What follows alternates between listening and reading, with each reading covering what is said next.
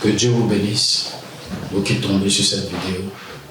Recevez le renouvellement de la puissance du Saint-Esprit. Le Saint-Esprit existe, le Saint-Esprit est réel. Le Saint-Esprit est la troisième personne de Dieu.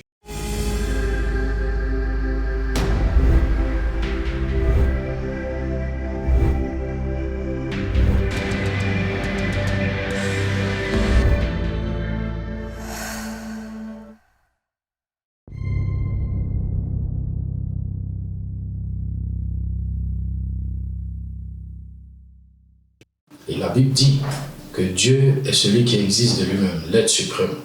Et un jour, Dieu a envoyé son Fils Jésus-Christ sur la terre et Jésus a accompli la volonté parfaite de Dieu. Et il a fait une déclaration pour dire, tous ceux qui croiront en lui, quand il ira au Père, il leur enverra son esprit. Le Saint-Esprit est Jésus-Christ qui est descendu en esprit pour répandre sa gloire ou pour régner dans la vie de chaque enfant de Dieu, dans la vie de chaque chrétien. Nous allons lire un texte, une histoire ou un témoignage des apôtres du Seigneur Jésus, ceux-là même qui l'ont suivi, qui ont obéi à ses commandements et qui ont accepté de vivre aussi la puissance du Saint-Esprit. Dans le livre de Actes, le chapitre 4, le verset 29 au verset 30. Et maintenant, Seigneur, regarde à leurs menaces et donne à tes esclaves d'annoncer ta parole avec toute hardiesse, en étendant ta main pour guérir et pour qu'il se fasse des miracles et des prodiges par le nom de ton saint serviteur Jésus-Christ.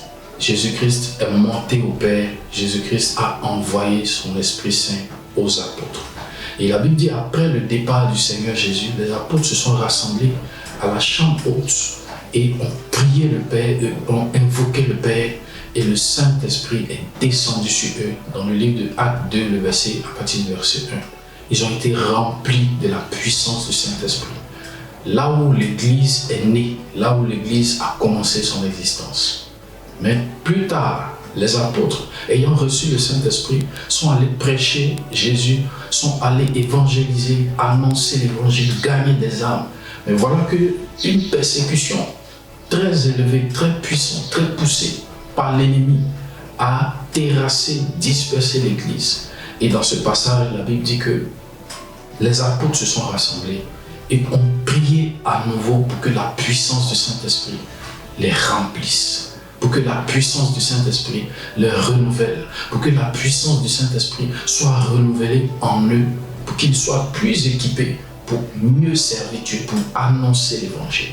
Toi qui me suis, peut-être que tu ne sais même pas qui est le Saint-Esprit. Le Saint-Esprit est Dieu en nous, en esprit. Et Dieu a envoyé d'abord Jésus-Christ. Et l'œuvre de Christ, c'est de pardonner nos péchés, c'est de mourir à la croix, c'est de nous donner le salut. Et le Saint-Esprit vient accomplir toutes ces choses en nous. Le Saint-Esprit vient nous aider également à marcher à la suite de Jésus, à être des modèles, à être des exemples. Mais si sa puissance est étouffée, ou si sa puissance n'est pas active en nous, l'ennemi dominera nos vies. Mais le Saint-Esprit nous a été donné pour vivre une vie victorieuse, une vie chrétienne de puissance et de miracles.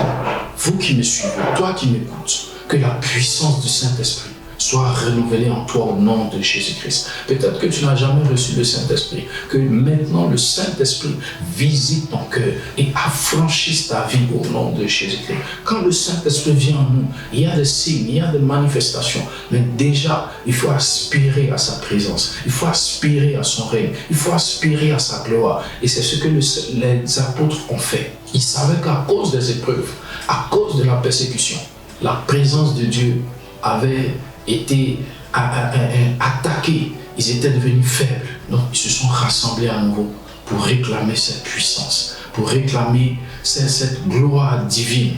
D'où l'importance de la présence du Saint-Esprit. Sans le Saint-Esprit, ta vie spirituelle sera tout le temps une vie de combat. Mais avec le Saint-Esprit, ta vie spirituelle est une vie de victoire. Tu ne seras plus dans le combat, tu ne seras plus dans le tourmente, mais tu seras dans la victoire. Comme le Seigneur Jésus a dit, Je vous donne le pouvoir de marcher sur les serpents, sur les scorpions et sur toute la puissance de l'ennemi et rien ne pourra vous nuire. Recevez la puissance du Saint-Esprit et soyez équipés, soyez renouvelés dans votre foi, dans votre amour pour Dieu, dans votre amour pour l'œuvre de Dieu. Soyez remplis de la puissance du Saint-Esprit.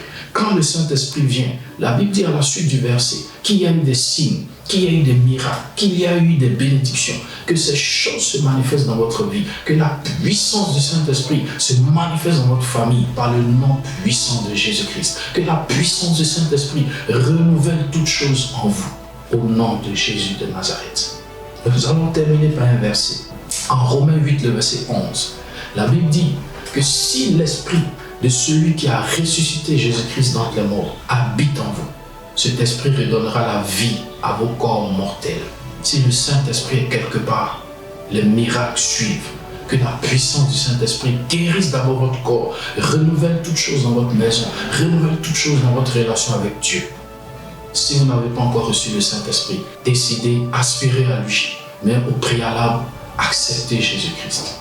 Dépendez de Jésus et il vous donnera son esprit. En Jean chapitre 14, le verset 15 à 16, Jésus dit, ceux qui gardent mes commandements et ceux qui obéissent à ma parole, je prierai le Père et il leur enverra le Saint-Esprit et que sa puissance agisse continuellement en vous, au nom de Jésus-Christ. Amen.